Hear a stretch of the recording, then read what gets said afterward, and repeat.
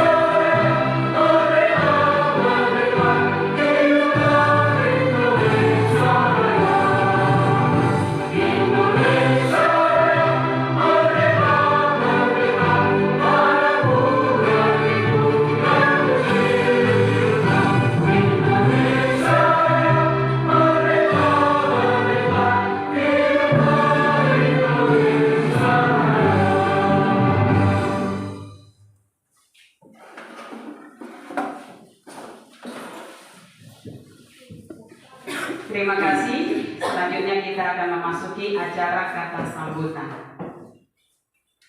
Baiklah, sebagaimana tadi di awal kita sudah memanjatkan rasa syukur kita kepada Tuhan, betapa kita menikmati kebaikannya sehingga acara ini boleh terwujud. Atas nama pribadi, saya sebagai moderator mewakili Bapak Ibu Guru sangat senang dengan adanya kegiatan ini. Kalau di sini kami lihat judulnya diseminasi dan penerapan budaya positif. Diseminasi, kalau boleh kami artikan, itu penyebaran informasi-informasi yang penting di dalam penerapan budaya positif. Kiranya dengan kegiatan ini, dengan adanya guru penggerak dari sekolah kita, yang salah satunya Ibu E. Rumintang Tampubolon, kami nanti Bapak Ibu guru terimbas untuk menerapkan hal-hal yang positif, terutama itu pembelajaran yang berpusat kepada siswa. Kiranya Tuhan menolong kita, memampukan kita untuk melakukannya di kemudian hari.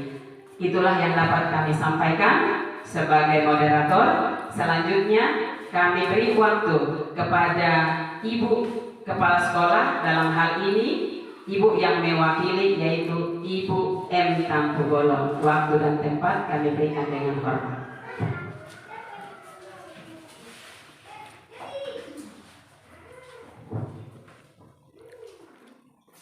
Ya, puji syukur kita panjatkan kehadirat Tuhan di pagi hari ini, di hari yang cerah ini, di siang hari ini, dapat kita melakukan yaitu kegiatan-kegiatan yang perlu untuk kita tingkatkan, khususnya di sekolah kita sesuai dengan kemajuan yang diberikan oleh pemerintah kita, yaitu mengenai yang dibawakan oleh narasumber kita di SD kita 174581 ini, yaitu sebagai yang dimajukan oleh pemerintah kita, guru calon penggerak.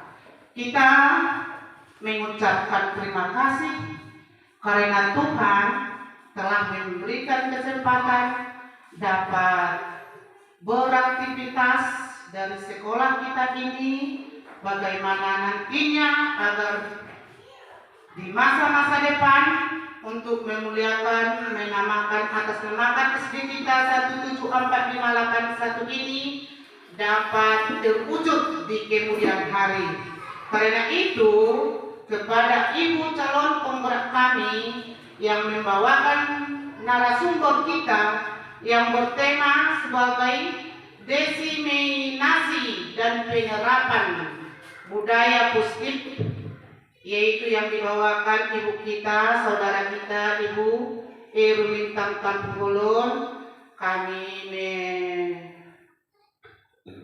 mengharapkan atau kami memohon kepada Tuhan Yang Maha Esa agar Tuhan memberikan kesehatan bagi ibu, bagaimana menuntun sebagai materi yang ibu berikan di saat ini kepada SD kita ini, dan di kemudian hari dapat sebagai mengimbas ke sekolah-sekolah lain. Kami harap Ibu E.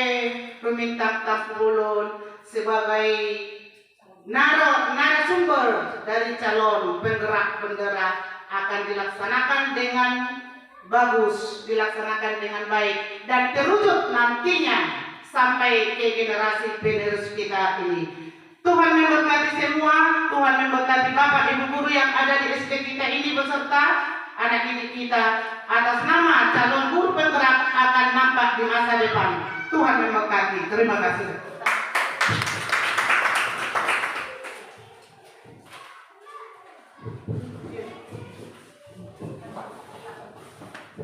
Terima kasih untuk Ibu M. Tampubolon yang sudah menyampaikan sambutan sebagai wakil dari Ibu Kepala Sekolah. Kemudian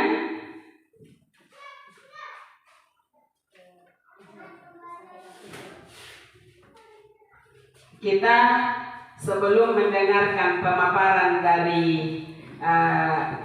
narasumber, ada baiknya kami ulangi lagi tujuan kegiatan ini supaya kita lebih dapat memaknai pertemuan kita kali ini. Adapun tujuan kegiatan kita kali ini di dalam diseminasi dan penerapan budaya positif, yaitu pertama, mengenalkan konsep perubahan paradigma pembelajaran mengenai stimulus respon dan teori kontrol, teori motivasi perilaku, kebutuhan dasar manusia, posisi kontrol guru, keyakinan kelas, segitiga restitusi. Yang kedua, menerapkan strategi disiplin positif yang memerdekakan siswa untuk menciptakan ekosistem sekolah yang aman dan berpihak pada siswa. Nah, baiklah, untuk lebih jelasnya apakah diseminasi dan penerapan budaya positif itu, dan kita nanti dapat menerima supaya kita memiliki tujuan yang telah digariskan. Untuk selanjutnya kami serahkan kepada Ibu Rumintang Tampu Bolon untuk menyampaikan materi dengan sejelas-jelasnya.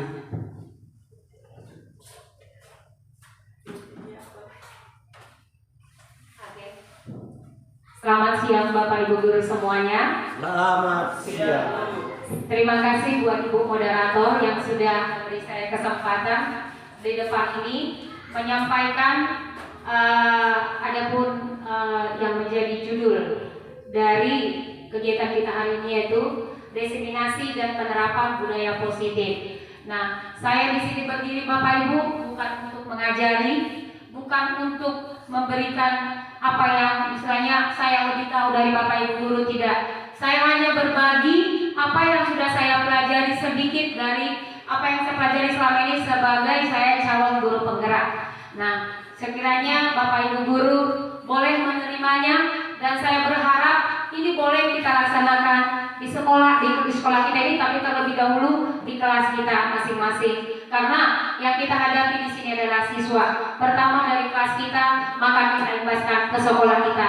Dan ini akan berhasil jika saya dan Bapak Ibu Guru semua bekerja sama di sini. Saya mengucapkan terima kasih buat kehadiran Bapak Ibu Guru yang bersedia menyisihkan waktunya di sini. Semoga Tuhan membalas kebaikan Bapak Ibu Guru semua, memberikan kita kesehatan, dan saya percaya ketika saya memberikan ini, Bapak Ibu Guru juga nanti tergerak, bergerak, dan menggerakkan. Terima kasih.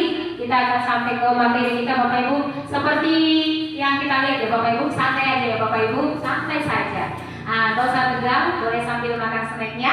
Di sini saya sudah sampaikan jelas-jelas ya Bapak Ibu, diseminasi dan penerapan budaya positif. Nah, namanya juga budaya positif. Kira-kira apa ya Bapak Ibu budaya positif ya?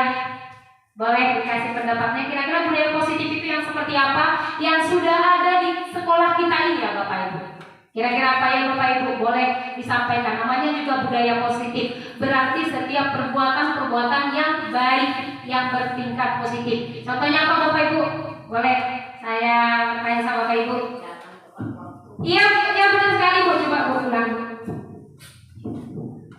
Datang tepat waktu ke sekolah. Iya, betul sekali. Datang tepat waktu ke sekolah itu merupakan budaya positif.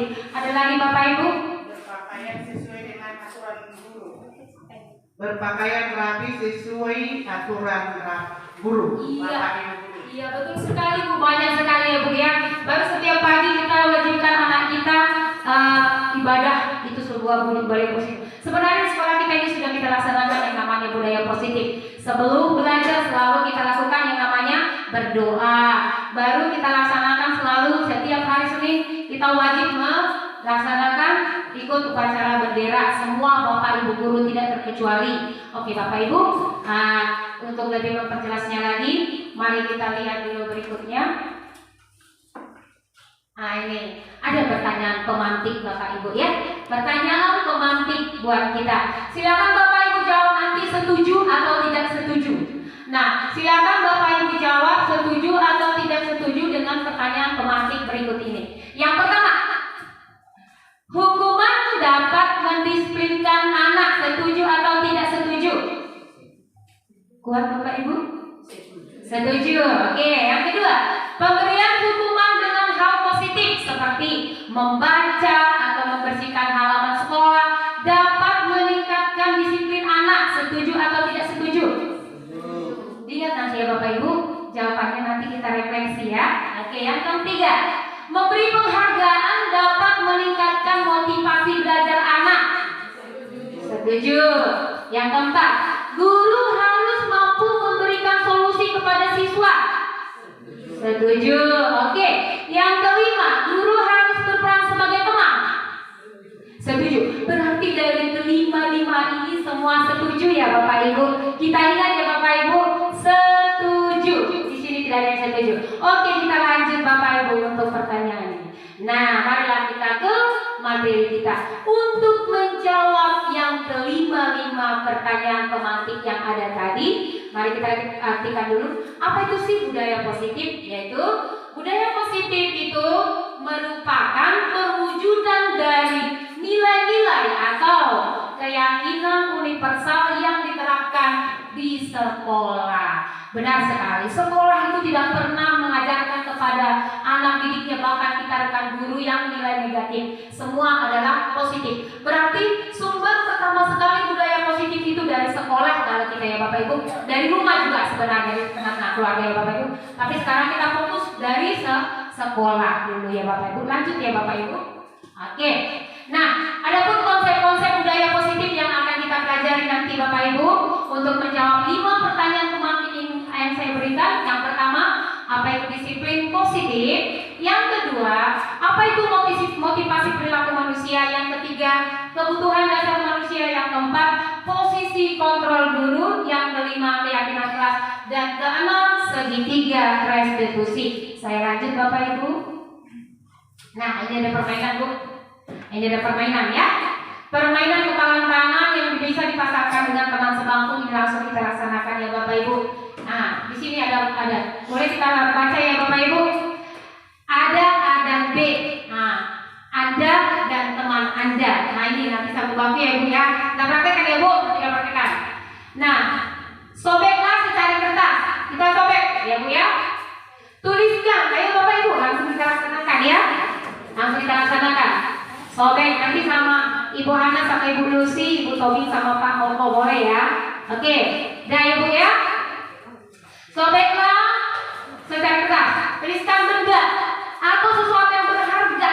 Nah, di situ tulis aja Bu, tulis. Ya. Dah. Kemudian letakkan di salah satu tangan Anda dan genggam benda tersebut. Genggam benda tersebut dengan segala daya. Genggam, udah Pak? Udah Bu? Udah ya? Udah itu? Bikin kepala Bapak Ibu, kepala. Udah, kepala aja ya. Kepala. Gak usah dilihat kalau apa yang ditulis ya. Entah emas itu, entah apa. Anggap ya Bapak Ibu yang berharga. Udah. Teman Anda, silakan teman Anda akan mencoba sekuat tenaga dengan berbagai cara untuk meminta Anda berikan. Coba. Lakukan. Usaha enggak? Bikin contohnya. Berarti istilahnya begini loh. Saya contohnya ini, saya berusaha sekali mengambil dari begini. Nah, saya akan berusaha sekuat tenaga akan mengambil. Iya, saya ambil. Lakukan Ibu. Udah lakukan dengan ini, lakukan dengan ini. Membujuk coba. Buka ya, boleh nggak? Buka ya. Membujuk Ibu. Bujuk. Buka dong. Nah, suara ini nanti saya kasih nih. Nah, saya kasih nih. Saya tambahin nih. Saya tambahin nih. Saya suap. Iya benar. Anggap yang benar. Pokoknya pegang aja. Iya benar Bu. Benar. Buka. Rayu dia. Bujuk dia atau tarik kayak gitu coba. Kayak apa? Oke. Nah, ini berharga loh Bu, berharga. Iya benar, berharga. Bayangkan yang di kepala kita ini berharga. Sekarang saya mau tanya. Ini Mas ini. Iya benar Ibu, betul sekali. Saya mau tanya Bapak Ibu, ketika di kepala Bapak Ibu yang berharga, apakah mau Bapak Ibu memberikan ini kepada siapapun? Tidak. Mau saya bujuk pun Ibu mau? Saya suap Ibu mau? Tidak. Kenapa Bu? Iya, betul sekali. Karena ini buat saya berharga. Sekuat tenaga apapun Bapak Ibu mengambil dari genggaman saya tidak kasih. Seapapun bujuk rayuan Ibu, seindah apapun, semesra apapun, saya tidak akan kasih. Kenapa Bapak Ibu? Karena saya yang mengontrol diri saya. Ya enggak? Karena saya tahu yang saya genggam berharga. Oke, itu dia ya Bapak Ibu. Ini hanya pertanyaan pemantik seperti permainan kita juga, seperti ice breaking kita juga. Kita lanjut. kita lanjut. Apa maksud dari kepala tangannya? Kita lanjut nanti ya Bapak Ibu. Nah, ini dia Ibu. Itu dia. Menurut Dr. William, nah mengenai teori kontrol yang tadi yang kita genggam. Nah, kita harus meluruskan Bu beberapa miskonsepsi. Apa miskonsepsi? Kesalahan pengertian dalam konsep pengertian ya Bapak Ibu tentang makna kontrol. Ya, begini Bapak Ibu. Sering sekali seorang guru itu mengatakan ilusi guru mengontrol murid. Saya yang berkuasa karena kamu. Kalau saya tahu cara perkalian begini, kamu juga harus tahu. Kalau saya tahu bagaimana saya menghafal begini, kamu juga harus tahu. Berarti itu yang kita lakukan selama ini. Ilusi guru mengontrol murid. Yang kedua Ibu, ilusi bahwa semua penguatan positif efektif dan dapat bermanfaat. Contohnya begini Bu, kalau saya ajarkan kamu nanti perkalian begini seperti yang saya tahu, pasti kamu bisa, pasti kamu baik, pasti kamu bisa, gitu. Apa yang saya kasih pasti kamu bisa, begitu dia. Kalau ilusi yang kedua, yang ketiga Bapak Ibu, ilusi bahwa kritik dan membuat orang merasa bersalah dapat menguatkan karakter. Yang kau kerjakan itu salah. Nanti kita berpikir, kita katakan itu sama dia berubah. Itu pemikiran kita, ilusi ya Bapak Ibu. Kamu salah. Bukan begitu. Jangan seperti itu. Seperti ini, seperti ini. Kita yang mengontrol. Yang keempat Bapak Ibu, ilusi bahwa orang dewasa memiliki hak untuk memaksa. Bapak Ibu guru orang dewasa enggak? Enggak ada guru yang bukan orang dewasa. Kita semua sudah dewasa, di atas 17 tahun. Makanya kita dikatakan di sini orang dewasa. Kita benar-benar merasa berhak atas anak didik kita. Kita memaksa mereka. Kita yang memiliki hak. Kita harus menyesuaikan. Saya tahu ini, kamu harus tahu ini. Saya berbuat begini, kamu harus berbuat begini. Itulah Bapak Ibu. Inilah kita. Seperti itulah kita. Inilah kesalahan seorang guru dalam mengontrol siswanya. Semoga Bapak Ibu tercerahkan dengan ini. Mudah-mudahan pertanyaan-pertanyaan pemantik tadi mulai bisa kita jawab ya Bapak Ibu. Kita lanjut Bapak Ibu. Ya, nah ini dia Bapak Ibu. Bagaimana seorang bisa berubah dari paradigma stimulus respon kepada pendekatan teori kontrol. Begini Bapak Ibu ya. Nah, realitasnya kebutuhan kita itu sama. Kita merasa, contoh saya ini sama dengan Ibu MD, saya sama dengan Ibu Hana, saya sama dengan Bapak Ibu. Padahal dalam teori kontrolnya tidak Bapak Ibu. Tidak. Benar Bapak Ibu? Saya mau tanya, sama enggak kebutuhan saya dengan Bapak Ibu? Tidak. Seperti itu kita sama anak itu. Kita anggap misalnya dalam mengajar, ini yang dibutuhkannya ini. Aku kasihlah seperti itu. Oh, aku bikinlah dia hanya membaca, hanya itu yang dia butuhkan. Bukan Bapak Ibu ya. Mari nanti kita belajar pelan-pelan bagaimana anak didik kita itu. Kemudian bahwa kita menganggapkan bahwa semua hal itu sama. Tidak. Kalau dalam teori kontrol bahwa setiap orang itu memiliki gambaran yang berbeda-beda, betul sekali. Mungkin saya melihat handphone ini, saya belum tentu sama dengan Bapak Ibu mendeskripsikan ini ya Bapak Ibu. Menurut saya ini sangat bermanfaat buat saya. Ada juga orang yang bermanfaat, tapi ada juga begininya. Saya juga banyak sekali, beda-beda ya Bapak Ibu. Kemudian kita mencoba juga stimulus responnya mengubah orang agar berpandangan sama dengan kita. Sering sekali nggak Bu kita seperti itu? Sering, ya saya sendiri sering Bu. Saya beranggapan orang ini harus sama dengan saya pandangannya. Tidak. Padahal dari kontrolnya semua perilaku memiliki tujuan. Maaf Bapak Ibu, ketika saya melakukan kesalahan, karena makanya mau kita biarkan melakukan kesalahan untuk misalnya apa berbohong untuk kebaikan. Ada kalanya kita lakukan. Tapi ada orang bilang begini, tidak boleh yang namanya berbohong. Nah, ada juga kita lakukan berbohong untuk melakukan. Ada Bu, saya melakukan begini karena untuk mengantisipasi seperti ini. Nah, beda-beda ya Bapak Ibu. Dalam teori kontrolnya. Ada lagi yang mengatakan orang lain bisa mengontrol saya. Betul tidak? Tidak. Buktinya tadi. Boleh nggak saya ambil kepala tangan Ibu? Bisa nggak? Tidak. Orang lain tidak bisa mengontrol katanya. Kemudian kalau teori kontrol sebenarnya hanya Anda yang bisa mengontrol diri Anda. Betul sekali Bapak Ibu. Betul. Hanya Anda. Kalau misalnya Bapak Ibu ya mau saya kasih lagi, pasti ibu lepas itu kan Bu, yang ibu genggam tadi. Tapi ketika ibu nggak mau, nggak akan. Sebaik apapun, serapapun saya merayu ibu mengusahakan itu, tidak akan ibu kasih itu. Kemudian saya bisa mengontrol orang lain. Menurut Bapak Ibu bagaimana? Stimulus responnya tidak. Dan teori kontrolnya, Anda tidak bisa mengontrol orang lain. Kemudian pemaksaan ada pada saat bujukan gagal. Betul nggak Bu? Betul nggak? Di rumah juga kita lakukan gitu kan? Udah kita bujuk, maka sama anak kita sendiri ya Bapak Ibu, sama anak kita sendiri. Udah kita bujuk dia nggak bergerak, maka kita lakukan apa? Kadang kita lakukan tindakan kekerasan. Maaf ya, kita cubit. Atau suara kita naikkan keras, maaf itu ya Bapak Ibu. Masuk lagi ke teori kontrolnya, kolaborasi dan konsensus menciptakan pilihan yang baru. Kita lakukan istilahnya perubahan. Kolaborasi maksudnya bekerja sama Bapak Ibu dengan orang yang mau kita kontrol. Kemudian model berpikir menang atau kalah. Kalau di sini Bapak Ibu tidak ada. Di sini model berpikiran semuanya menang dan menang. Menang dan menang ya Bapak Ibu. Ya itu dah, model berpikir menang. Tidak ada model berpikir menang kalah di stimulus respon. Kalau di teori kontrol model berpikirnya adalah menang. Oke Bapak Ibu ya. Mudah-mudahan dari teori kontrol tadi kita bisa pikirkan kembali. Kemudian masuklah kita Ibu ke materi yang pertama ya Bapak Ibu. Disiplin positif. Nah ini dia yang akan kita pelajari. Ini juga ada di PMM kita ya Bapak Ibu. Ini ada. Apa itu disiplin positif? Disiplin positif adalah menumbuhkan disiplin yang didorong dalam diri anak tanpa hukuman dan hadiah. Tadi ada ya Bu penghargaan, kita bilang setuju ya. Nah, disiplin positif adalah menumbuhkan disiplin yang didorong dalam diri.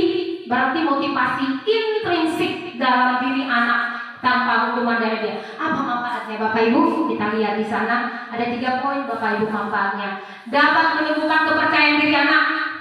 Yang kedua, dapat mendukung kemandirian anak dan rasa bertanggung jawab atas dirinya. Dan yang ketiga, dapat mendukung lingkungan yang lebih baik dalam keluarga. Wow, luar biasa ya Bapak Ibu. Kalau ini semua bisa kita ciptakan ya Bapak Ibu, saya percaya itu bisa kita laksanakan pelan demi pelan. Perlahan ya Bapak Ibu. Oke, kita lanjut ya Bapak Ibu. Kita lanjut. Nah, apa-apa saja sih nilai-nilai kebajikan yang universal di dalam disiplin positif? Semua sudah kenal ini Bapak Ibu? Sudah pernah Ibu? Kenal nggak nilai-nilai kebajikan yang ada di dalam program pelajar Pancasila? Sudah hafal kita ya Bu ya? Sudah hafal ini semua Ibu. Bahkan sudah kita nyanyikan ini ya? Sudah ada kita nyanyikan. Sebenarnya ada beberapa nilai-nilai kebajikan yang universal ya Bapak Ibu. Saya hanya ambil yang dari profil pelajar Pancasila. Kenapa? Karena ini adalah tujuan dari kurikulum merdeka atau memerdekakan siswa kita dan juga kita sebagai guru. Yang pertama kita tahu beriman bertakwa. Sama-sama kita baca yuk Bapak Ibu. Biar agak hafal dulu. Yang pertama beriman bertakwa kepada Kemudian Bu, berkebinekaan global. Kemudian Bapak Ibu. Kemudian Bapak Ibu. Lanjut Bapak Ibu. Yang terakhir mandiri. Inilah Bapak Ibu, saya tidak panjang lebar karena kita semua sudah tahu inti-inti dari semua ini, dan ini sudah kita terapkan pelan-pelan di sekolah kita. Ya Bapak Ibu, saya yakin dan percaya dan itu sudah kita laksanakan. Nah itu sudah terjadi di sekolah kita. Inilah Bapak Ibu nilai-nilai kebajikan universal yang akan kita tuntun kepada anak didik kita. Tuntun ya Bu, bukan dituntut, menuntun anak didik kita. Iya. Nah lanjut Bapak Ibu, kita masuk ke materi berikutnya, kebutuhan dasar manusia. Nah ini kita ada beberapa kebutuhan dasar manusia Bapak Ibu. Yang pertama namanya survival Bapak Ibu. Ini apa namanya? Kebutuhan bertahan hidup. Ada sebuah cerita anak-anak sering bertengkar, misalnya berantem, berebut mainan ya Bapak Ibu. Mau kan main kelereng mereka, main bola berebut, main kelereng. Wah, coba-cobakan mereka. Itu salah satu kenapa mereka melakukan itu. Nanti kalau kita tanya kenapa, Bu, dia ngambil kelereng saya. Maka saya marah Bu, saya tarik misalnya banyak. Loh kenapa kamu tunggu dia? Dia ibu, orang dia ambil kelereng saya lagi main dia ganggu. Itu salah satu kebutuhan Bapak Ibu, kebutuhan dia bertahan hidup ya. Nah, kalau saya nggak begini, saya mungkin akan diremehkan dia, begitu mungkin ya. Nanti kita belajar. Baru yang kedua Ibu, belonging, kasih sayang dan rasa diterima. Ya, murid kita itu selalu membutuhkan kasih sayang dan rasa. Bukan hanya murid kita Bu, saya lemparkan kita dulu lagi ya. Nanti kita berikan kepada murid kita. Kasih sayang dan rasa diterima. Betul Bapak Ibu? Butuh kita ini semua? Betul. Kasih sayang dan rasa diterima sama kayak di rumah ya. Bagi Bapak Ibu yang sudah menikah, kalau tidak ditunjukkan bapak-bapaknya ya kan, gimana Bapak Ibu? Terima nggak? Wah langsung repet ini ibu-ibu ya kan? Berarti kasih sayang kita harus terima. Yang ketiga, power ya Bu, power, kekuatan, pengakuan atas kemampuan. Senang nggak Bapak Ibu ketika ada teman kita muji? Ih kamu keren kali loh Bu, bikin begini. Senang nggak? Senang. Wah ibu hebat lah, ibu bisa begini. Senang nggak Bapak Ibu? Senang. Gak usah nunggu ke siswa kita dari Bapak Ibu. Kemudian prio, kebebasan. Suka nggak Bapak kekang? Tidak. Suka nggak Bapak Ibu? Kamu harus begini, kamu harus begini. Suka? Tidak. Saya mau bebas berekspresi. Saya mau bebas melakukan ini. Ketika ada orang yang begini, saya akan lakukan selagi itu masih baik di hadapan orang lain dan baik. Tujuan positif semua ya Bu, tujuan positif. Kemudian kita suka fun gak? Kesenangan gak? Suka sekali. Sekali-sekali healing dong, sekali-sekali jangan apa ya Bapak Ibu. Pasti kita butuh kesenangan itu. Oke lanjut Bapak Ibu. Nah ini itu ada sakit Ibu. Ingat aja Ibu, bertahan hidup, kasih sayang, pengakuan, kebebasan, dan kesenangan. Ada 5 kebutuhan dasar hidup kita ya Bapak Ibu. Dan ini juga dibutuhkan oleh setiap manusia. Yang berikutnya Bapak Ibu, kita masuk ke motivasi perilaku manusia. Ada beberapa motivasi kita berlaku ya sebagai manusia. Yang pertama, untuk menghindari ketidaknyamanan atau hukuman. Benar nggak Bapak Ibu? Benar. Motivasi perilaku tingkah laku kita. Kenapa kita berbuat? Mau kita mengelak? Kenapa? Ya untuk contohnya Bapak Ibu. Saya datang tepat waktu lah, nanti merepet kepala sekolah saya. Ya nggak Bu? Saya lakukan inilah biar saya nggak dipanggil pengawas. Contohnya kita ya Bapak Ibu. Nyaman. Bagaimana supaya nyaman? Oke. Yang kedua, untuk mendapatkan imbalan dari orang lain. Sering nggak Bapak Ibu? Saya aja sering Bu.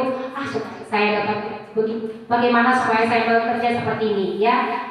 Tapi setelah saya belajar ini Bu, dulu saya seperti ini gitu. Yang ketiga, untuk menghargai diri sendiri. Nah, kita melakukan sesuatu untuk menghargai diri sendiri. Oke Bapak Ibu, motivasi 1 dan 2 ini adalah motivasi eksternal, motivasi dari luar diri kita. Itu tujuannya untuk orang lain atau karena ada faktor-faktor tertentu. Berarti untuk menghindari ketidaknyamanan, untuk mendapatkan imbalan, itu bukan dari diri kita, tetapi itu motivasi eksternal. Jadi yang motivasi internal dari diri kita sendiri yaitu menghargai diri sendiri. Saya berdiri di sini untuk menghargai diri saya sendiri. Saya mengajar baik-baik kepada diri anak sendiri saya untuk menghargai diri saya sendiri. Saya melaksanakan disiplin di sekolah ini untuk menghargai diri sendiri. Jangan pernah beranggapan untuk faktor luar Bapak Ibu atau faktor-faktor eksternal. Mari kita lihat ya Bapak Ibu. Lanjut Bapak Ibu ya. Sudah mulai terbuka kan Bapak Ibu? Sudah kan? Oke, terima kasih. Saya senang kalau sudah mulai ya Bapak Ibu. Nah ini lanjut ya Bu, kita masuk ke materi berikutnya yaitu ada hukuman, ada konsekuensi dan restitusi ya Bapak Ibu. Nah apa itu hukuman? Hukuman adalah sesuatu yang menyakitkan harus terjadi. Benar nggak Bapak Ibu? Hukuman itu menyakitkan atau tidak? Iya, menyakitkan. Baru murid akan tersakiti nggak ketika kita hukum? Benar sekali. Kemudian murid membenci peraturan tidak? Benci loh Ibu. Tanpa sadar kita. Iya loh, mau waktu itu contoh saya sendiri loh Bapak Ibu, saya kan buat peraturan tuh harus bawa air putih tuh setiap hari. Nah mereka kadang nggak melakukannya, mungkin ada juga faktor nggak suka gitu. Saya nggak suka minum, kok ibu pasti paksa-paksa sih, gitu ya Bapak Ibu, ada loh Bapak Ibu. Terus bersifat satu arah, benar. Tujuannya hanya untuk saya dan dia, istilahnya yang penting apa saya tercapai, dia tercapai, jadi satu arah bukan menyeluruh, gitu aja. Saya dengan si korban atau saya dengan murid saya, itu satu. Yang kedua, berupa hukuman fisik dan psikis. Fisik langsung, psikis perkataan, verbal, perkataan dia misalnya, kamu ini bodoh, itu kan udah psikis kan Bapak Ibu. Malas sekali kamu ini. Kenapa kamu tidak membawa? Itu aja pun, itu udah psikis. Nah fisik, puji Tuhan kalau fisik saya lihat di sekolah tidak pernah, belum ada ya Bapak Ibu. Walaupun kadang ada, kita lihat ya. Nanti kita lihat, saya agak balikkan dulu nanti yang mana hukuman, yang mana konsekuensi ya Bapak Ibu. Lanjut dulu Bapak Ibu. Belum. Konsekuensi ya. Konsekuensi ini terencana atau disepakati sesuai peraturan. Contohnya, kami sudah buat peraturan apa Ibu, kesepakatan kelas. Jadi saya bilang mengerjakan PR, konsekuensinya apa? Bu, mencuci kamar mandi, ada konsekuensinya. Jadi ketika itu Bu, dia mengerjakan PR, nanti dia mencuci kamar mandi, udah tahu konsekuensinya. Nah kemudian murid dibuat tidak nyaman. Murid tidak dibuat tidak nyaman, betul. Ketika dia melakukan sesuatu, nanti konsekuensiku begini gitu. Yang berikutnya, memerlukan monitoring dan seperti terus-menerus dari guru. Betul, saya lihat Ibu. Ketika anak saya tidak menjawab PR, jadi bosan, jadi saya sendiri nanti yang kemarin berdua nih, aduh terus mencuci kamar mandi, jadi saya monitoring. Karena jadi malas juga saya, udahlah gitu. Ada jadinya, udahlah gitu. Nanti mencuci kamar mandi terus berulang karena muncul lagi. Lanjut Bu, restitusi. Bagaimana restitusi? Yaitu proses menciptakan kondisi bagi murid untuk memperbaiki kesalahan ya Bapak Ibu. Bukan kita lagi yang membuat hukuman, kita nggak buat konsekuensi, tapi restitusi. Bagaimana ya caranya? Kita belajar juga Ibu. Nah kemudian masuk ke prosesnya itu kolaboratif yang mengajarkan murid untuk mencari solusinya. Misalnya ada masalah, nah itu kita nggak usah kita mematok. Gini buat enggak. Kita gali dia, kita cari masalahnya, kita tanya itu apa masalahmu, kita tanya dia bagaimana solusinya, bagaimana tindakanmu supaya ini tidak terjadi lagi. Contoh-contohnya Ibu banyak nanti ya Bu, kita lihat ya. Oke. Sebenarnya di sini ada loh Bapak Ibu, tapi di sini saya rasa nggak ada, tapi Bapak Bu nggak muncul dia. Jadi saya kembalikan ke sini, boleh ya? Sebentar ya Bapak Ibu. Sambil boleh dimakan snacknya.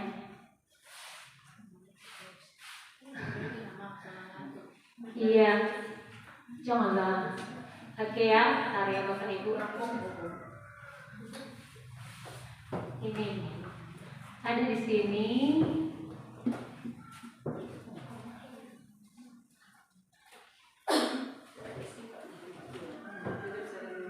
Itu ya Kak ya. Oke ya Bapak Ibu. Nanti kita apa lagi ya, berupa hukuman itu kita udah tahu ya betul-betul hukuman ya. Kita udah tahu betul-betul hukuman. Hukuman itu banyaklah, istilahnya yang pasti itu dapat menyakiti dan membuat anak-anak kita merasa tidak nyaman ya Bapak Ibu. Nah kita lanjut dulu Bapak Ibu lagi.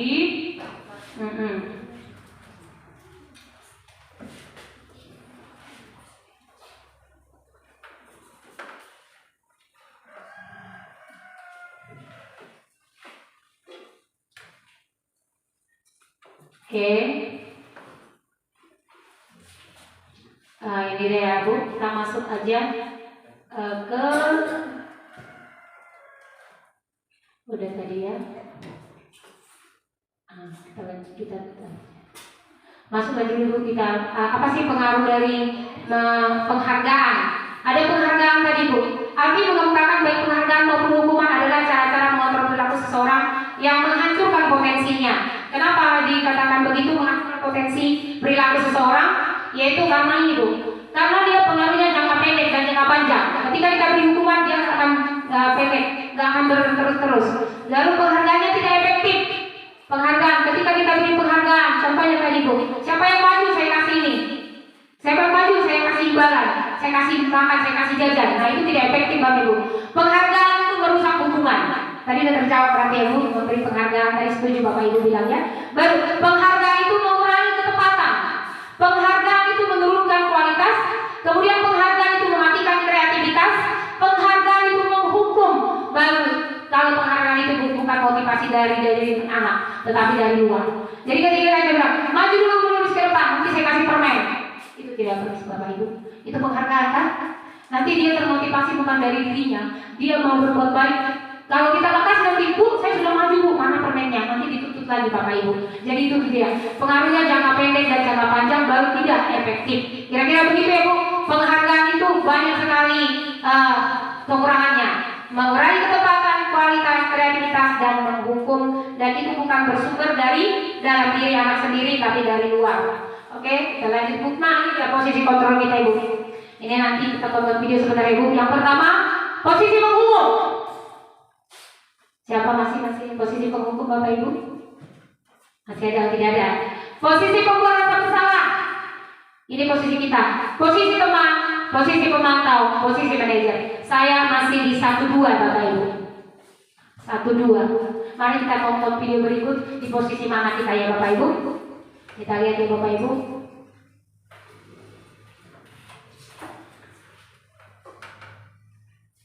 Boleh itu Bapak Ibu tuh.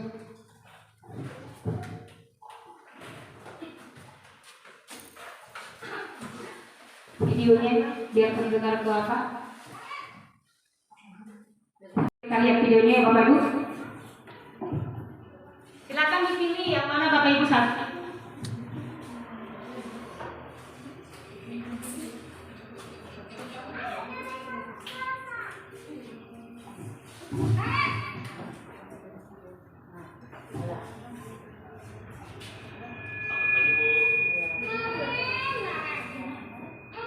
Ini posisi pembuat rasa bersalah ya Bapak Ibu. Kamu senang ya bikin ibu susah ya? Kalau kamu terlambat kelas, nanti ibu yang terlambat sekolah. Disangka ibu tidak bisa membina kamu. Duh, gimana ini? Duh, Gusti Naren. Kamu suka ya kalau ibu yang memakai sekolah? Terus, sekarang ibu harus tulis apa ini di absen? Ini kamu sudah sering terlambat dong. Ibu harus apa coba? Maaf sekali. Ya sudah, lain kali jangan bikin ibu susah lagi ya Kak ya. Ibu tidak boleh kontrol lagi kalau kamu begini terus. Bisa jantungan kalau ibu itu beberapa kelas. Saya cepat kelas. Maaf ya Bu. Maaf. Oke Bapak Ibu, posisi pembuat rasa bersalah ini kita melimpahkan kesalahan kepada anak-anak. Jadi anak sendiri yang merasa dia kayak ada kekurangannya, dia merasa bahwa dia itu kayak tidak berdaya dibuat kita dengan kata-kata yang memelas, seolah-olah ibu itu merasa gimana begitu ya Bapak Ibu. Kita lanjut untuk posisi kontrol guru berikutnya, yaitu posisi teman. Lihat Bapak Ibu ya.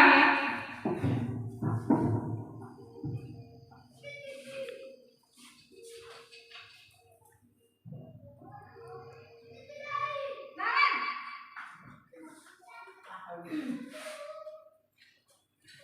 Selamat pagi Bu. Wah, sudah jam berapa ini nak?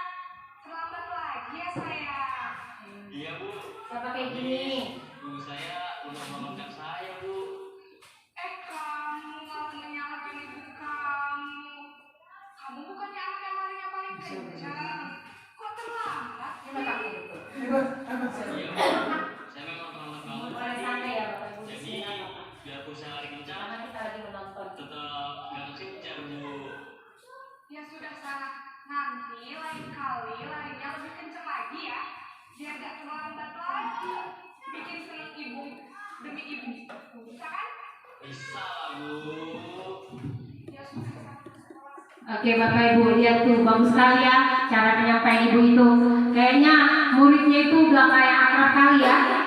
Cara bicaranya juga lemah lembut. Jadi anaknya nyaman gitu sih. Nah posisi ini baik sih Bu. Baik sekali, ini bisa dikatakan posisi sukses. Tetapi ada dampaknya Bapak Ibu. Murid kita nanti ketergantungan sama kita. Baru dia hanya suka sama kita. Nanti jadi berefek sama guru-guru lain. Betul sekali Bu ya. Jadi dia hanya nyaman sama kita. Mari kita lihat posisi berikutnya Bapak Ibu, yaitu posisi pemantau.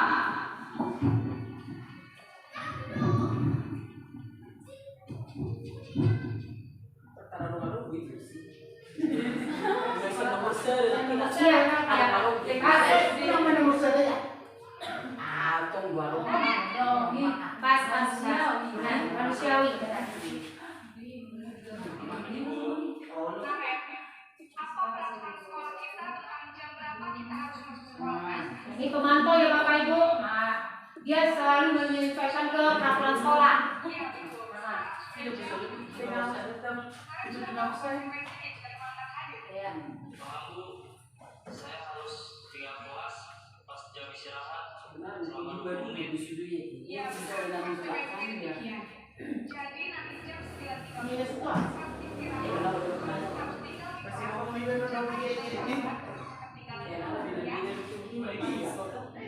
Nah, itu dia posisi pemantau. Dia pantau melalui peraturan yang sudah ada di sekolah dan kemudian diimbaskan konsekuensi yang sudah disepakati bersama oleh sekolah dan itu akan dilaksanakan anak. Ini boleh dikatakan berhasil ya Bapak Ibu, tetapi ada efeknya juga.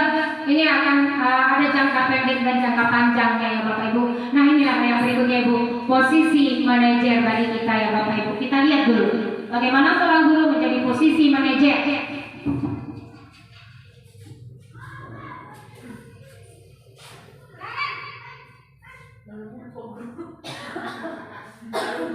Guru BP.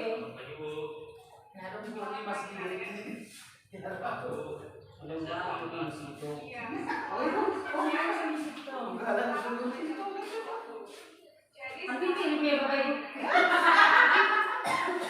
Suaranya itu, Naren. Iya.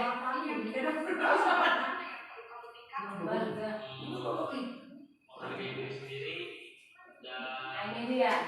Dia sendiri yang menggali Bapak Ibu. Ini motivasi intrinsik. meyakini prinsip saling Nah, ini kesepakatannya, kesepakatan sekolah. saya ingat dirinya apakah kalian bersedia memperbaiki masalah keterlambatan ini? Dia sendiri, dia sendiri. Bagaimana kamu akan perbaiki masalah keterlambatan ini? saya akan coba untuk tidak lupa menyetel alarm saya, Bu. Baik, kalau kalian lupa menyetel alarm di rumah, ada orang yang kira-kira bisa bantu mengingatkan ya? Ada, Bu.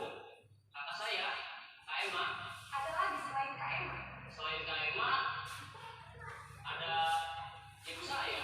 Baik, jadi yang menentukan kalian adalah Kak Emma dan Ibu Asia. Kira-kira akan mulai setel alarm kapan nih kalian? Setelah pulang sekolah, akan segera saya lakukan. Baik, jadi kalian akan setel alarm untuk bangun besok pagi dan akan diingatkan oleh kakak dan ibunda Naren ya. Ada lagi yang mungkin perlu dilakukan Naren? Agar tidak terlambat bangun lagi. Tidak ada, Bu. Baik Naren, terima kasih untuk bersama kamu. Iya, ini dia posisi manajer ya Bapak Ibu. Bapak Ibu gurunya hanya menyampaikan pertanyaan dan digali apa sih kira-kira solusi yang terbaik buat seorang anak didik supaya dia tidak terlambat. Ini sudah saya lakukan Bapak Ibu. Ada beberapa siswa yang sudah berubah. Saya tanya, bukan saya yang memberi solusi, tetapi dia sendiri untuk mengatasi masalahnya. Berikutnya Bapak Ibu kita lanjut keyakinan kelas. Mengapa keyakinan kelas dan mengapa bukan peraturan kelas? Ini jawabannya ya Bapak Ibu. Kalau keyakinan itu lebih memotivasi seseorang dari dalam atau memotivasi secara intrinsik. Nah, seseorang akan lebih tergerak dan bersemangat untuk menjalankan keyakinannya daripada hanya sekedar mengikuti serangkaian peraturan tertulis tanpa ada maknanya. Contohnya Ibu memakai helm. Kita memakai helm untuk menjaga keselamatan. Yang kedua, kita mencuci tangan pada saat masa COVID. Kita untuk menjaga kesehatan dan keselamatan. Itu ya Bapak Ibu. Nah, berikutnya ini ada pembentukan keyakinan kelas. Nanti saya akan diskusikan bersama-sama Bapak Ibu bagaimana dia. Yang pertama poin-poinnya ya Bapak Ibu. Nanti kita pelajari lagi lebih banyak di ruang kelas kita masing-masing dan kerjasamanya. Nanti akan saya bagikan ini di kelas. Saya akan bantu Bapak Ibu dalam membuat keyakinan keyakinan kelas dengan trik-trik seperti ini. Nanti juga ada alat-alat yang harus kita sediakan ya Bapak Ibu. Nah, masuk lagi kita ke segitiga restitusi. Kalau kita lihat dari posisi manajer yang dilakukan ibu itu tadi dengan Narek, dia melakukan posisi segitiga restitusi. Posisi segitiga restitusi ini ada yang pertama itu menstabilkan identitas. Apa saja Bu menstabilkan identitas? Ya ini dia menstabilkan identitas, yaitu setiap orang pasti pernah melakukan salah. Istilahnya kita buat anak kita itu merasa nyaman dengan kita sampaikan bahwa kita juga manusia. Kita selalu bukan manusia sempurna, kita selalu bisa juga melakukan kesalahan. Kemudian yang berikutnya, validasi tindakan yang salah. Kamu tentunya punya alasan mengapa melakukan itu. Berikutnya, adakah cara yang lebih efektif untuk mendapatkan apa yang kamu butuhkan? Dan berikutnya Ibu menanyakan keyakinan. Oleh sebab itu, ada baiknya kita melakukan keyakinan di kelas kita supaya kita bisa menggali istilahnya keyakinan apa yang dilanggar oleh anak kita pada saat melakukan kesalahan. Nah ini keyakinan kelas apa yang pernah kamu sepakati? Kamu ingin memperbaikinya menjadi seorang yang seperti apa? Seperti itu ya Bapak Ibu. Nah lanjut ya Bapak Ibu, kita lihat bagaimana pelaksanaan segitiga restitusi. Udah mau habis ya Bapak Ibu. Nah kita lihat ya Bu, kita lihat supaya kita mau siapkan. Nanti ditentukan di sana yang mana validasi, yang mana menstabilkan, dan mana menanyakan keyakinan kelas. Sedikit ya Bu. Kesel Pak, kesel banget. Masa aku dikatain tukang fitnah Pak? Ya aku marah lah. Aku dari katain Eka di depan kelas. Kesel banget. Ini menstabilkan identitas. Ya pasti kamu marah dan kesal. Bapak juga akan marah apabila ada yang membuat Bapak seperti itu. Kemudian pada saat itu kamu melakukan apa? Ya saya langsung ngatain Eka Pak. Kesel banget. Saya bentak-bentak dia depan teman-teman lain. Oh begitu.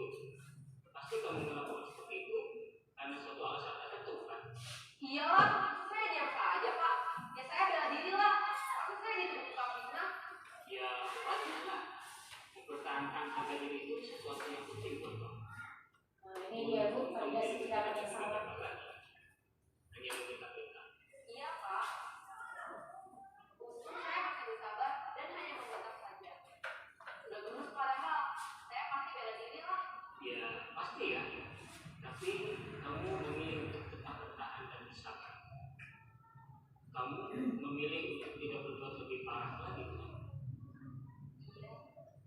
Nah, Dia udah memelas ya Bapak Ibu. coba kita lihat lagi. Tindakan kamu yang bentak-bentak keras. Nah ini menanyakan. Tindakan kamu itu kira-kira sesuai dengan keyakinan kelas atau itu kamu tidak? Enggak Pak. Capek Pak bilang marah. Jadi keyakinan atau prinsip mana yang sesuai dengan keinginan kamu? Ya saya sebenarnya sangat menghargai orang lain. Mungkin saat itu saya menjadi emosi. Jadi tidak menunjukkan sikap itu. Kamu meyakini tidak menghargai orang lain itu? Yakinlah Pak. Iya, setuju. Kita harus saling menghargai. Namun ada juga keyakinan yang kita sepakati yang perlu kita jalankan apabila kita sedang marah kan? Ya saya bisa lebih proaktif. Mulai dengan diri sendiri. Saya bisa jadi lebih sabar. Tidak berpikir mau apa saja. Kira-kira kamu bersedia memperbaiki masalah ini tidak? Sedia Pak. Kalau kamu memperbaiki masalah ini, kamu akan menjadi orang seperti apa? Saya akan menjadi orang yang bertanggung jawab kali ya Pak. Dan biasa proaktif. Iya. Menurut kamu, bagaimana rasanya menjadi orang seperti itu? Ya nyaman. Bangga bisa berbuat. Baiklah kalau begitu. Yuk kita pikirkan bagaimana memperbaiki masalah ini.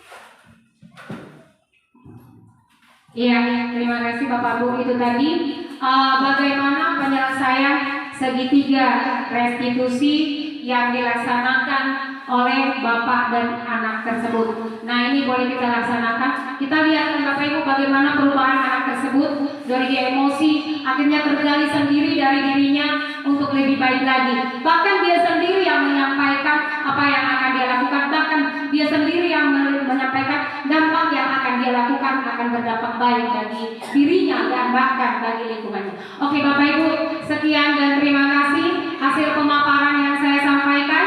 Kiranya boleh bermanfaat dan kiranya boleh kita terapkan di kelas kita masing-masing.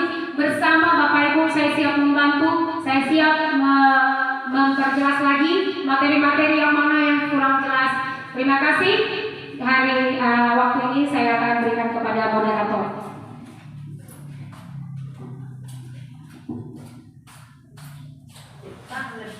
Kita beri tepuk tangan kepada pemateri kita, calon guru penggerak Rumintang Tampu Bolon. Iya, kini kita tiba di sesi tanya jawab. Dari pemaparan yang sudah kita dengarkan dari pembicara atau pemateri, ada lagi tidak Bapak Ibu hal-hal yang masih kurang jelas dipahami tentang diseminasi dan penerapan budaya positif ini? Kami beri waktu kepada Bapak Ibu. Silakan Bu.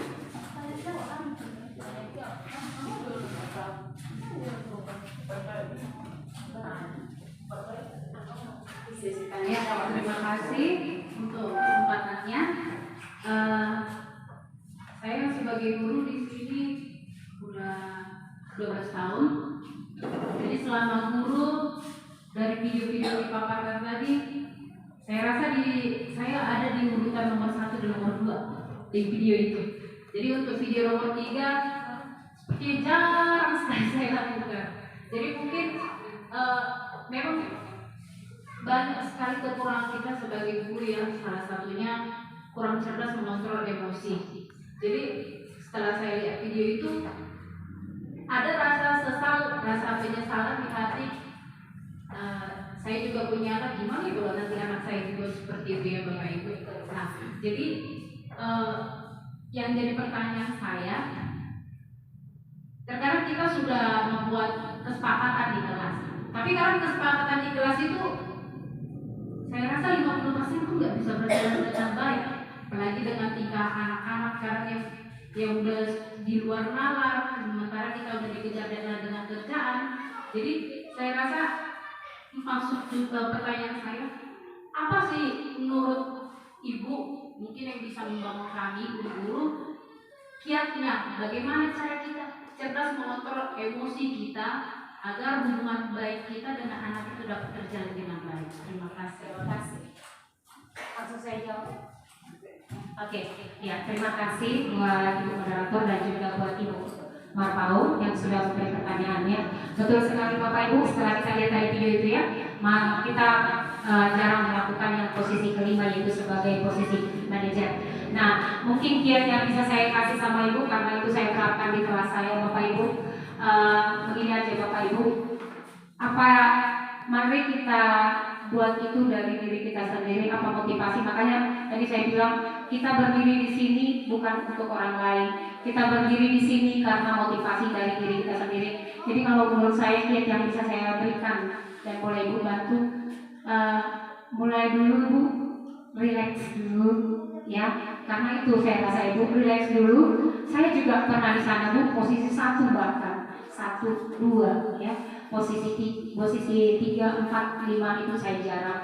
Nah jadi untuk saat ini saya lakukan Bapak Ibu, saya relax, bahkan tutup mata sekejap dan itu berhasil.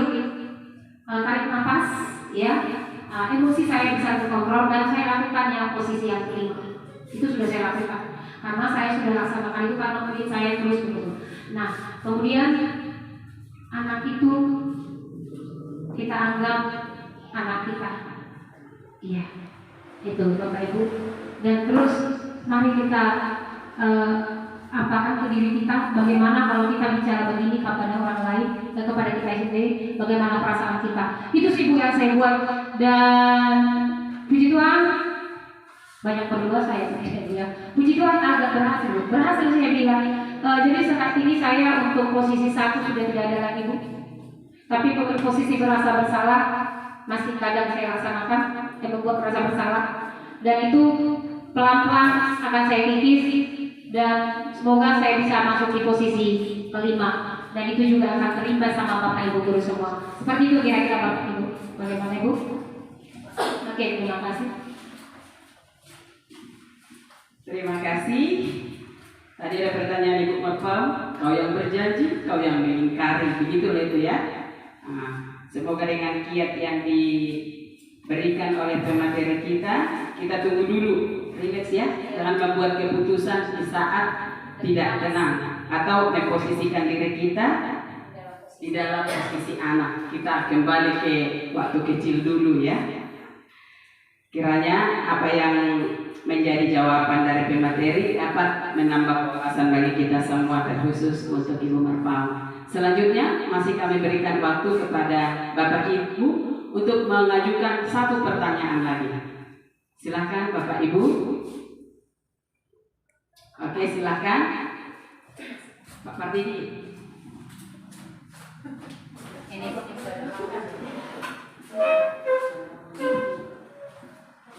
ya, terima kasih. Jadi di sini saya tertarik mengenai disiplin positif. Nah, seperti yang kita tahu bahwa setiap anak pastinya punya karakter yang berbeda-beda dan punya latar belakang yang berbeda. Jadi untuk menerapkan disiplin positif ini, apakah treatmentnya tadi seperti yang sudah dijelaskan sama atau bisa kita lakukan dengan cara yang berbeda? Seperti itu saya rasa. Terima kasih. langsung ya Bu.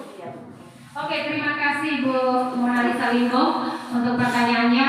Benar sekali, disiplin positif tadi sudah secara sederhana itu juga terlaksana di sekolah kita. Nah, penerapannya bukan hanya melalui yang kita pelajari Bapak Ibu sesuka hati kita, tapi tujuannya terarah. Memang itu semua adalah tujuannya untuk hal positif, memang untuk membuka nilai-nilai kebajikan anak tersebut. Jadi tidak harus dipatok Bapak Ibu. Makanya Ibu nggak boleh lagi kita pakai teori kontrol. Yang saya tahu yang saya ajarkan tidak. Silakan Bapak Ibu melakukan inovasi sendiri untuk melakukan bagaimana supaya disiplin positif itu muncul di kelas Bapak Ibu terlebih dahulu. Terserah bagaimana senyaman mungkin, boleh berkreasi, boleh bernyanyi, boleh bermain, tetapi tujuannya adalah tujuan positif Bapak Ibu. Itu hanya untuk memunculkan nilai-nilai kebaikan tadi, yaitu profil belajar Pancasila. Seperti itu kira-kira Ibu mana? Macam-macam itu. Iya, metode inovasi guru. Makanya kita disuruh adalah guru yang kreatif, inovasi dan lain-lain. Itu Bapak Ibu. Bagaimana kira-kira? Oke Ibu, saya kembalikan ke moderator ya Bapak Ibu. Tapi sebelumnya Ibu, saya boleh merefleksi tadi. Bagaimana kira-kira jawaban kita semua, benar apa salah? Bagaimana Bapak Ibu, benar apa salah? Coba yang kuat, benar apa salah?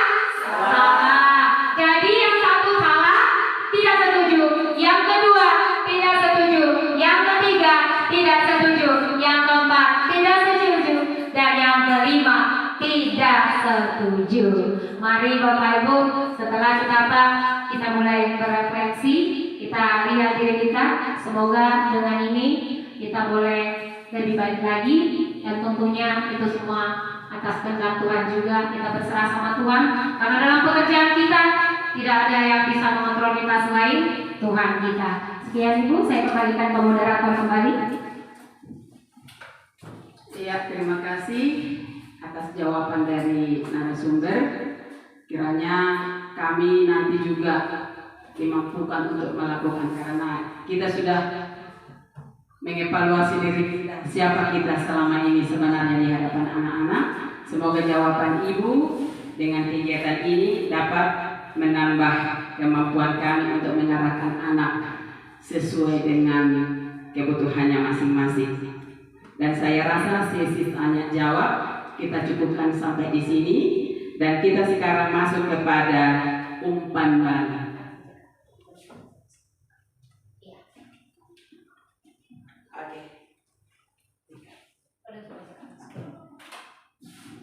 Demikianlah Bapak Ibu, kegiatan kita pada saat ini sudah tiba di acara penghujung, yaitu di acara diseminasi dan penerapan budaya positif. Semoga apa yang sudah kita dengar, kita lihat di dalam kegiatan hari ini memberi manfaat kepada kita. Dan saya akhiri dengan pantun dunia. Maaf ya kalau tidak bagus, nanti ini juga diintip-intip dari apa ini. Duduk santai di waktu petang, taman indah airnya memancar. Kepada Bapak Ibu yang sudah datang, semoga rezekinya makin lancar. Satu lagi ya. Siang hari makan goreng.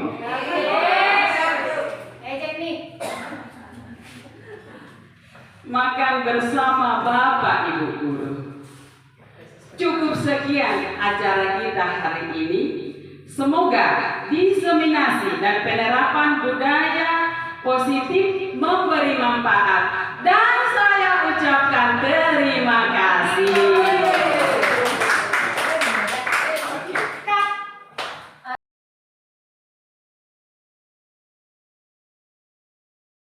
Nama saya Juniati Silitonga, wali kelas dari kelas 2B.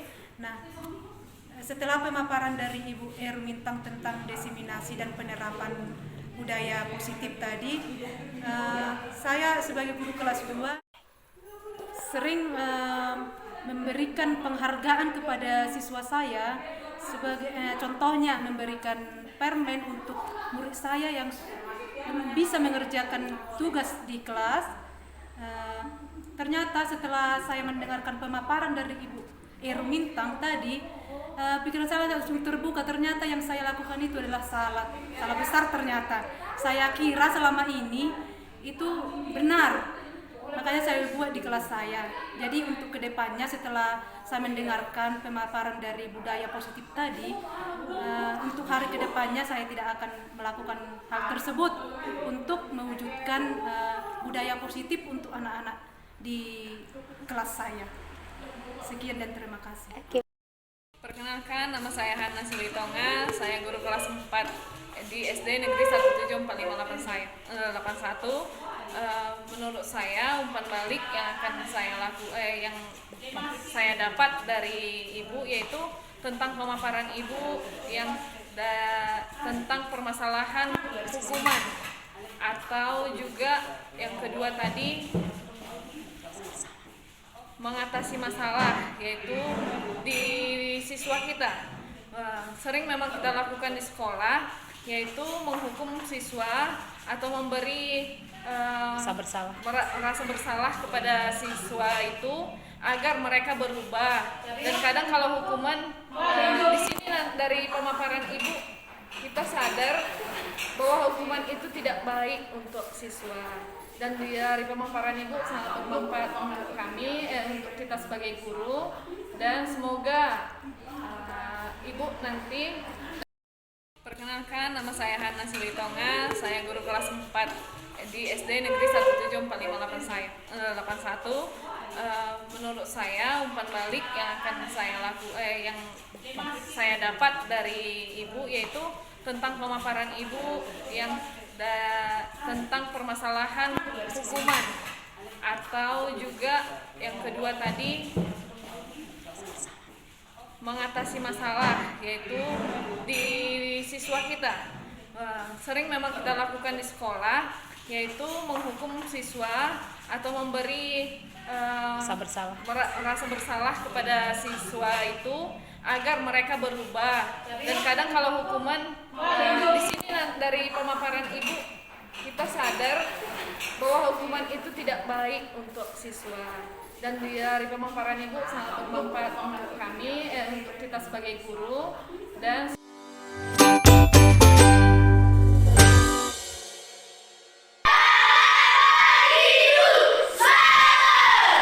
seperti yang sudah kita sepakati bersama, hari ini kita akan membuat keyakinan kelas. Ya. Dari keyakinan kelas maka kita akan buat kesepakatan kelas. Apa perbedaan keyakinan? Apa perbedaan keyakinan sama kesepakatan kelas? Ada perbedaannya enggak? Coba. Menurut kalian keyakinan apa? Keyakinan itu contohnya begini.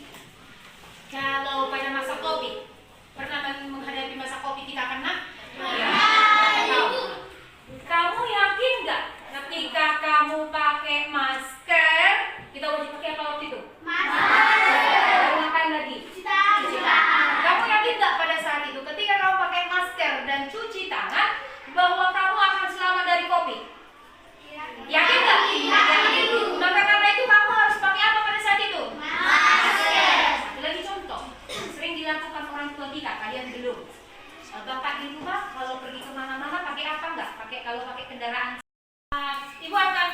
berbagi yang namanya sticky note sama kalian satu persatu. Kita akan buat keyakinan kelas kita, pribadi lepas pribadi. Ibu akan minta pendapat dari kalian masing-masing, nanti dituliskan ke sini ya. Ini nanti akan ibu bagi ke sini, ibu bagi 1 orang per siswa. Silakan tulis bagus-bagus, cantik-cantik di sini nanti. Kira-kira keyakinan kelas apa yang akan kita buat? Tahu kan mengerjakannya? Tahu. Kasih contoh, misalnya pasca. Oh, saya mau buat ini deh. Kita wajib memakai seragam. Nah, ya contoh. Tuliskan aja di situ. Kira-kira apa yang kau yakini? Kamu tulis di sini nanti bisa kita laksanakan dengan baik-baik. Maka kita akan curah pendapat di sini. Nanti kita bikin menjadi kesepakatan kelas kita. Dan itu jangan dilanggar, tetapi dilaksanakan. Buat sejujur-jujurnya, buat dari hati yang paling terbuka. Kira-kira apa keyakinan kelas yang akan kamu buat di sini, dan itu akan kita laksanakan di kelas kita. Siap Ibu bagi? Siap Ibu. Oke, Ibu bagi ya. Oke, yang cewek pink, terserah lah ya, gak apa-apa ya. Silakan ditulis ya nak. Jangan ditulis dulu. Coba siapa yang bisa bantu Ibu berbagi? Bagi dulu.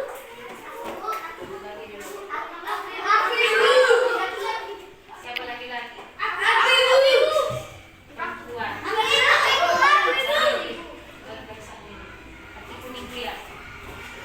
Sudah Pak. Sudah. Bagi pria dulu. Sisanya kasih Bu ya. Bagi.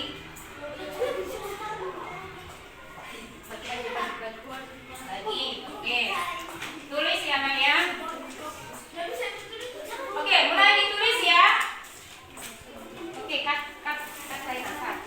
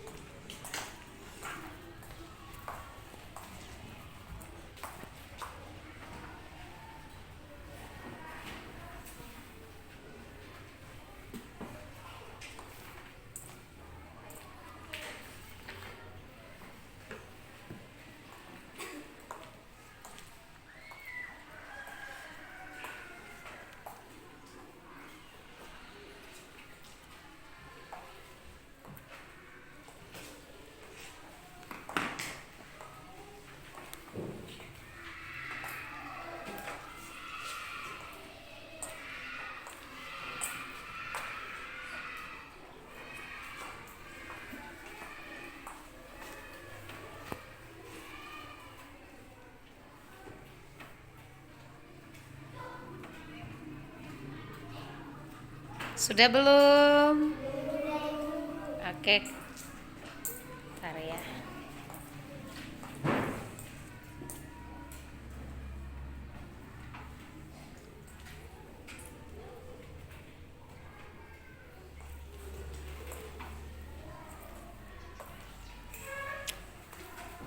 Bagus tulisannya ya, dibigat ya, biar bisa kita baca bersama nanti ya.